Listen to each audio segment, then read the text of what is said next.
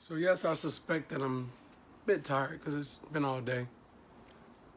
I got up pretty early. But anyway, so let's go into this. Article 29. Everyone has duties to the community in which alone the free and full development of his personality is possible. Personality, from my understanding, is developed by social influences. What do I mean? As you were growing up, your parents started first, social influence. Don't touch that stove, you burn your hand. And as a child, it is my assumption that most of us listened, and some of us didn't. And they went over there and touched that hot stove and they burned their hand, but they learned.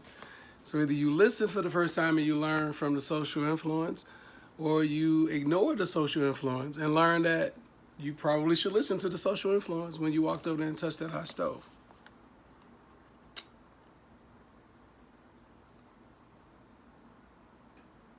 How does that apply to the law? How does that apply to us lawfully?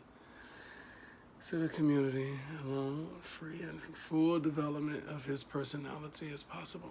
I would say that pretty much summarizes it.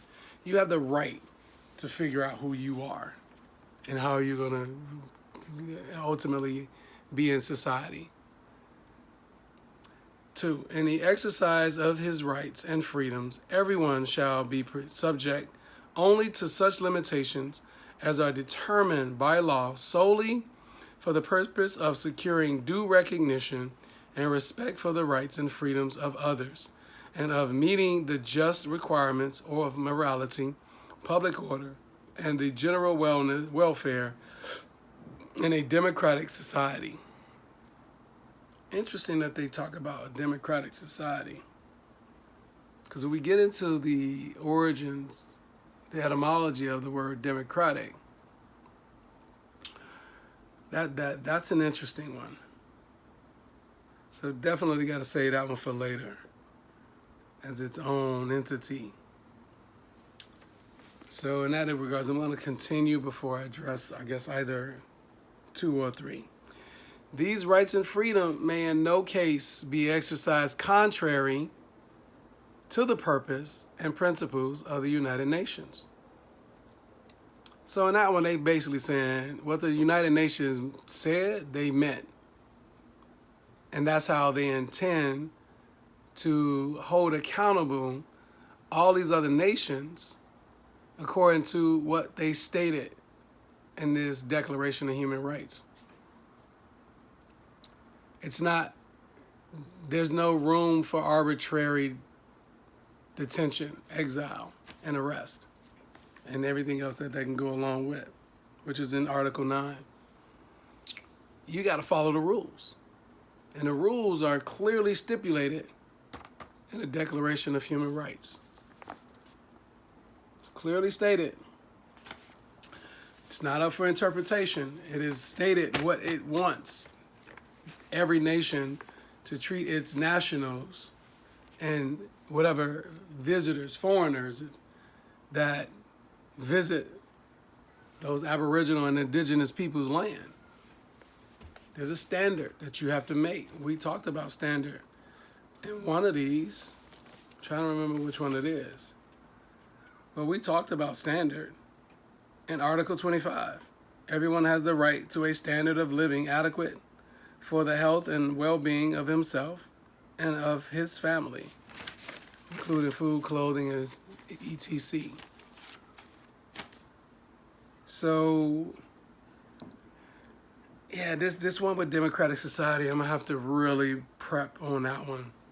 I think number 2 is going to be its own 6, 9, or possibly even 12-minute video.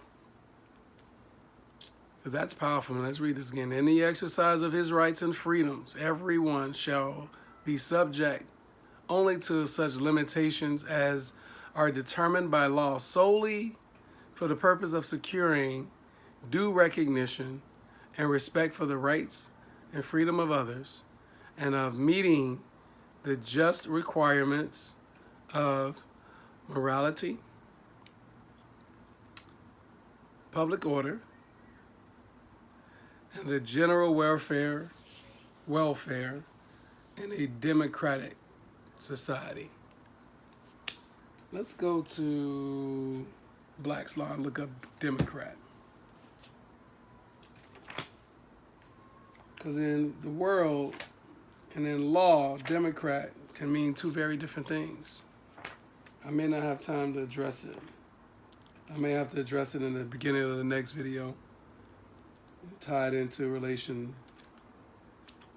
So it looks like that's what I'm going to have to do because I'm running out of time and I didn't prep for this and I didn't have it already pulled up. So we're going to have to talk about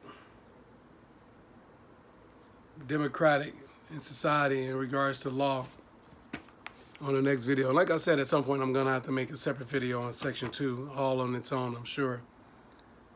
Peace, love, truth, justice, freedom.